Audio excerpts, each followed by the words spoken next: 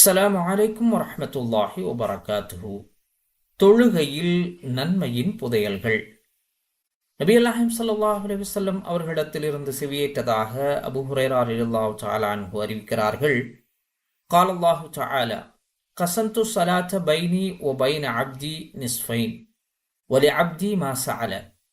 அல்லாஹ் சுப்ஹானஹு வ தஆலா கூறுவதாக நபி நாயகம் ஸல்லல்லாஹு அலைஹி வஸல்லம் கூறினார்கள், தொழுகையை அல்லாஹ்விற்கும் அவனுடைய அடியானுக்கும் இடையில் இரு பங்காக பிரித்திருக்கிறான்.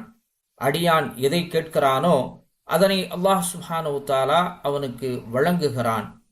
ஃபைதா காலல் அப்து, அதாவது தன்னுடைய அடியான் கூறக்கூடிய நேரத்தில் அல்ஹம்துலில்லாஹி ரப்பில் ஆலமீன் என்று சொல்லும்போது, கால் அல்லாஹு தஆலா ஹமிதனி அப்தி, என்னுடைய அடியான் என்னை புகழ்ந்து விட்டான் என்று கூறுவான். வைதா கால அர் ரஹ்மான் ரஹீம், அர் ரஹ்மான் ரஹீம் என்று அவன் கூறக்கூடிய நேரத்திலே கால் அல்லாஹு தஆலா அஸ்னா அலைய அப்தி, என்னுடைய அடியான் எனக்கு புகழாரம் சூட்டிவிட்டான் என்று அல்லாஹ் கூறுவான். வைதா கால மாலிகி யௌமித்தீன், மாலிகி யௌமித்தீன் என்று கூறும் பொழுது கால மஜ்ஜதனி அப்தி, என்னுடைய அடியான் என்னை கௌரவப்படுத்தி விட்டான் என்று அல்லாஹ் சுப்ஹானஹு வ தஆலா கூறுவான்.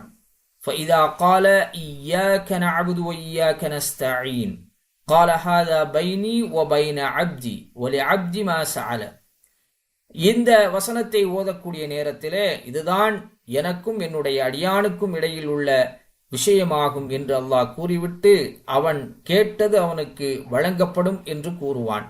فإذا قال اهدنا الصراط المستقيم صراط الذين أنعمت عليهم غير المغضوب عليهم ولا الضالين என்று அடியான் சொல்லக்கூடிய நேரத்திலே கால ஹாதா லி அப்தி ஒலி அப்தி மா சஅல, அதாவது இதுதான் என்னுடைய அடியானுக்குரியது என்று சொல்லி அல்லாஹ் சுப்ஹானஹு வ தஆலா அவன் கேட்டது அவனுக்கு வழங்கப்படும் என்று அல்லாஹ் சுப்ஹானஹு வ தஆலா கூறுவதாக நபிகள் நாயகம் ஸல்லல்லாஹு அலைஹி வஸல்லம் அவர்கள் கூறுகிறார்கள். இது முஸ்லிமிலே இடம்பெற்றிருக்கக்கூடிய ஹதீஸ் ஆகும். அஸ்ஸலாமு அலைக்கும் வரஹ்மத்துல்லாஹி வபரகாத்துஹு.